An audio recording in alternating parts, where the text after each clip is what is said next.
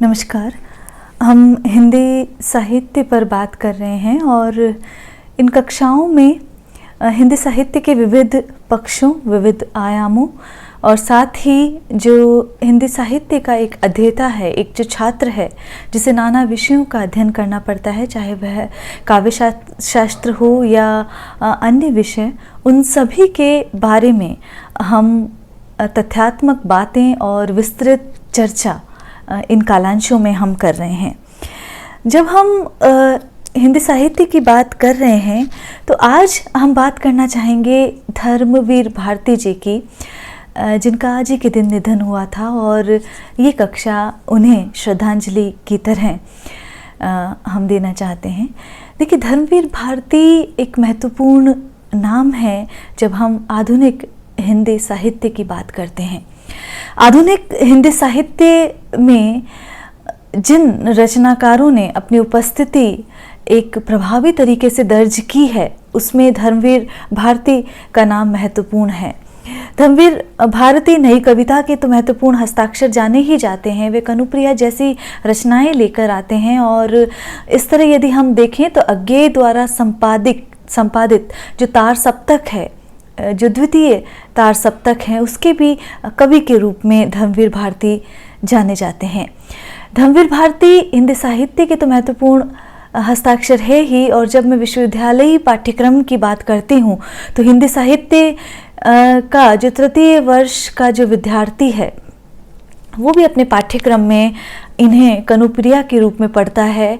स्नातकोत्तर का विद्यार्थी इन्हें अंधा युग के रचनाकार के रूप में पढ़ता है और हिंदी साहित्य का अध्येता नई कविता के एक महत्वपूर्ण हस्ताक्षर के रूप में, एकांकीकार के रूप में पढ़ता है। तो इसलिए धर्मवीर भारती को करीब से जानना, उनके व्यक्तित्व और कृतित्व पर एक संक्षिप्त सी बात करना, कृतित्व पर ही बात होगी तो उस पर बात करना एक ज़रूरी बात सी जान पड़ती है, इसलिए आज हम उन पर बात करते हैं।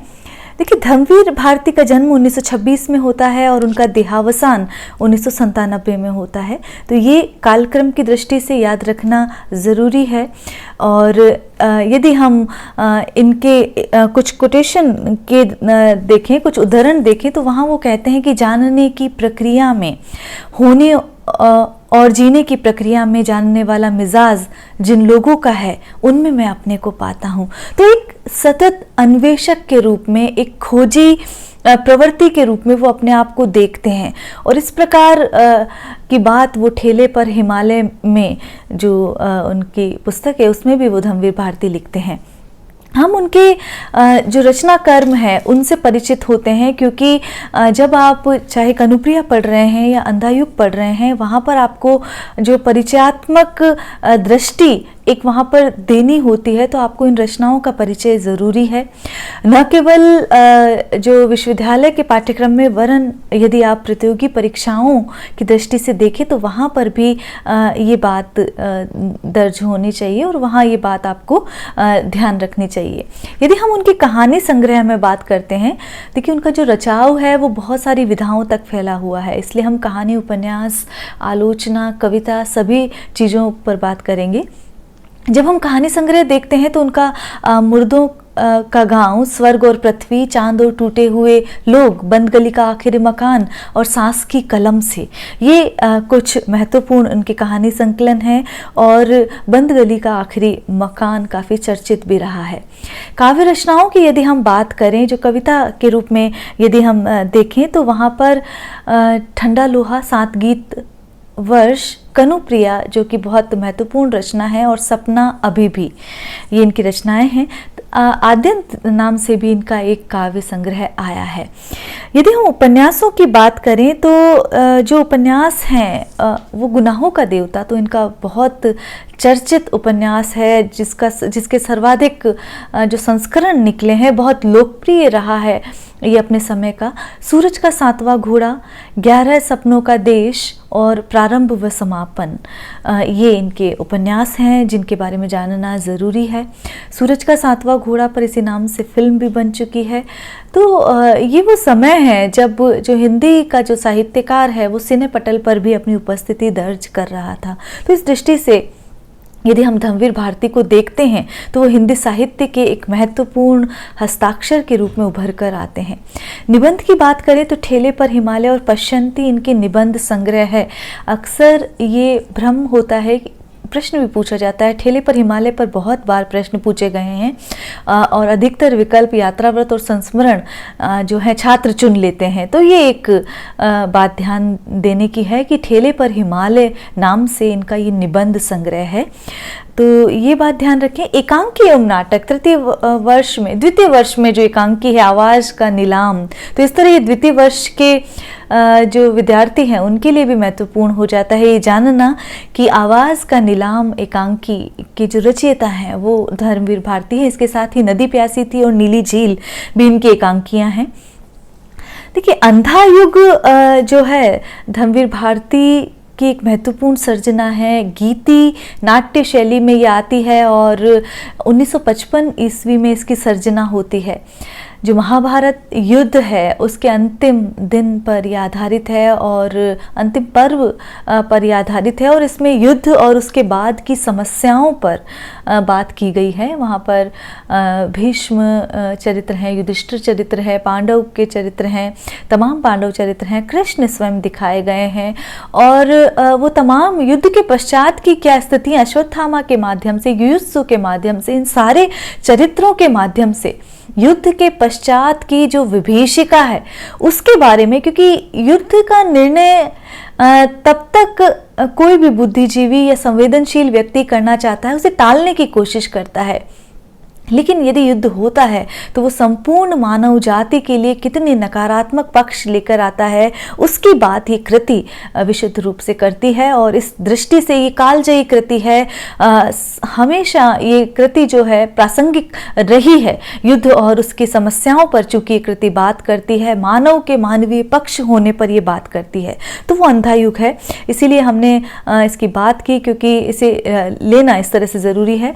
आलोचनात्मक कृतियों की यदि हम बात करें तो प्रगतिवाद एक समीक्षा और मानव मूल्य और साहित्य, ये इनकी महत्वपूर्ण कृति है। यदि इनके शोध पर बात करें तो सिद्ध साहित्य पर इनका महत्वपूर्ण शोध कार्य है, जो कि काफ़ी उद्भावनाओं को लेकर, काफ़ी तथ्यों को लेकर इन्होंने नवीन जानकारियाँ दी हैं, इसलिए वो चर्चित भी रहा है। बात हम कुछ कनुप्रिया की कर लेते हैं। यद्यपि कनुप्रिया की बात हम परवर्ती कक्षाओं में करेंगे, बाद के कालांशों में हम करेंगे, लेकिन जब हम कनुप्रिया को देखते हैं तो कनुप्रिया 1959 ईस्वी में आती है और 1959 ईस्वी की यह रचना एक तरह का प्रेम काव्य है और उस प्रेम काव्य परंपरा की कड़ी हम देख सकते हैं जो विद्यापति और जयदेव से प्रारंभ होती हुई भक्ति काल में कृष्ण जो परंपरा, कृष्ण काव्य परंपरा रही है, वहाँ से विकसित होती हुई बिहारी के दोहों में वो आती है और फिर यहाँ पर जो कृष्ण और राधा है उनको एक नवीन भाव भूमि पर ये कनुप्रिया कृति लेकर आती है। जब हम कनुप्रिया की बात करते हैं तो राधा का जो प्रेम रहा है, जो अब तक मूक है, जो अब तक कई बार हाशिए पर धकेल दिया गया है, उसे उस तरह उस प्रेम को उतना स्वीकार नहीं किया गया है, उसे एक नवीन अर्थवत्ता धर्मवीर भारती यहाँ पर देते हैं। धर्मवीर भारती की राधा जो है वो मूक नहीं है, वो चुप नहीं है, वो कृष्ण के निर्णयों को मान नहीं लेती है, वो कृष्ण पर प्रश्नल निगाह रखती है, वहाँ पर प्रश्न करती है उससे, वो सीधे कहती है कि नीचे के धोरों से ऊपर के शिखरों पर जिसे जाना था वो चला गया, ये बात वो कहती है। तो इतिहास निर्मिति के पक्ष में किस प्रकार एक पुरुष या एक कर्ता जो है वो आगे आ जाता है और किस प्रकार कोई छूट जाता है, जिसमें प्रत्यंचा से जिस प्रकार तीर छूट जाने के बाद प्रत्यंचा कांपती सी रह जाती है, उसी प्रकार जो कनुप्रिया की राधा है वो वहाँ पर बची हुई रह जाती है, छूट जाती है और इसलिए वो कहती है, वो प्रश्न करती है सीधा कि मंत्र पढ़े बाण से तुम तो छूट गए कनु, पीछे रह गई मैं कांपती प्रत्यंचा सी। तो ये बात वो कहती है। तो रचना की जो एक नवीन अर्थवत्ता धम्मवीर भारती कनुप्रिया में लेकर आते हैं, उस दृष्टि से कनुप्रिया एक महत्वपूर्ण रचना वहाँ बन जाती है और इसीलिए उसकी बात करना भी जान पड़ता है। देखिए कृष्ण जो बहुत सारे वहाँ पर भागों में ये रचना लिखी गई है, जिसमें जो पूर्व राग है वो महत्वपूर्ण बात है और जिसमें पूर्व राग में मिलन के पहले की जो स्थिति है वो बात की गई है। ग्रामीण परिवेश को लेकर आए हैं जो धम्मवीर भारती है और इस प्रकार अलग अलग बातें वो की गई हैं। तो किस प्रकार प्रणय की चाहना पुरुष को रहती है, लेकिन एक क्षणिक काल के लिए वो रहती है, ये बात की गई है। यदि हम पूर्व राग के जो 5 गीत यदि हम देखें तो वहाँ पर स्त्री पुरुष के बीच किस प्रकार अनुराग उत्पन्न होता है और किस प्रकार जो उत्तरोत्तर उनमें अबाध गति से जो प्रणय है वो विकसित होता चला जाता है, परस्पर किस प्रकार अनुरक्त होते हैं, ये सारी बातें वहाँ पर की गई है। लेकिन फिर जब यदि हम देखें सृष्टि संकल्प जो खंड है उसमें बात आती है तो वहाँ पर इस सृष्टि के निर्माण की प्रेरणा में किस प्रकार जो राधा है शक्ति के रूप में सृष्टि के पोर पोर में बसी हुई है वो बात यहाँ पर आती है। तो वो शायद धम्मवीर भारती यहाँ पर राधा के माध्यम से ये कहते हैं कि सृजन में पुरुष के साथ साथ स्त्री की भूमिका भी महत्वपूर्ण होती है और अधिक महत्वपूर्ण होती है। इसीलिए शायद ऐसी भूमिका यदि निभाती हुई कोई स्त्री उपेक्षित होती है और अपनी उपेक्षा से आतंकित सी होती हुई दिखाई देती है तो वो राधा यहाँ पर हमें नजर आती है। तो स्त्री को जो उपेक्षित करने वाली जो तमाम आशंकाएं हैं उनकी बात यहाँ पर धर्मवीर भारती कहते हैं और एक प्रश्न यह भी उठाते हैं अंधा युग की तरह ही, हालांकि यहाँ प्रेम की बात है कि प्रेम सत्य है या युद्ध सत्य है, वो ये प्रश्न भी लेकर आते हैं। वो ये भी प्रश्न करती है राधा कि मधुर जो प्रेम है उसकी तन्मयता के क्षण वास्तविक थे या जो तुम इतिहास निर्मित युद्ध के माध्यम से लिख रहे हो वो क्षण प्रासंगिक है, वो क्षण महत्वपूर्ण है। तो ये सारे प्रश्न राधा के माध्यम से धम्मवीर भारती करते हैं, इसलिए ये कृति जो है अधिक महत्वपूर्ण बन जाती है। यहाँ पर एक जो स्वप्न की बात भी उसमें की जाती है, जिसमें कि लौटता है एक प्रेमी, लौटता है कर्म व कठोर पथ पर चलता हुआ जो प्रेमी है वो भी अंततः हार कर निराश होकर उसी के वक्ष में, उसी की छाती में फिर से प्रेयसी के वहाँ पर लौटता है। तो ये बात भी वहाँ पर कहती हैं राधा और समुद्र स्वप्न ऐसा ही इस कनुप्रिया का अंश है। तो यदि हम रचना में देखें तो जो एक तरह से जो राधा जिसे उपेक्षिता स्त्री के रूप में देखा गया है वो पुरुष को सलाह देती हुई सी नजर आती है। जो प्रकृति और पुरुष की यदि हम बात करें तो प्रकृति पुरुष को एक नसीहत सी देती हुई जान पड़ती है कि अब यदि इतिहास निर्माण की यदि बात की जाए और इतिहास की यदि बात की जाए तो वहाँ स्त्री को एक तरह से दरकिनार नहीं किया जाना चाहिए और इतिहास को यदि सार्थकता प्रदान करनी है तो स्त्री को भुलाने से काम नहीं चलेगा। तो ये एक महत्वपूर्ण बात की गई है। और भी बहुत सारे प्रसंग हम देख सकते हैं, जैसे जैसे हम कनुप्रिया को पढ़ेंगे तब हम जानेंगे। आज ये धम्मवीर भारती जी को श्रद्धांजलि देने के ब्याज से हमने ये छोटी सी बात हम उन पर कर रहे हैं। और देखें तो जो कथा जो कही गई है, जो कहन का जो तरीका है वो ग्रामीण परिवेश, ग्रामीण तथ्य को ध्यान में रखते हुए कही गई है। प्रकृति का वहाँ चित्रण है।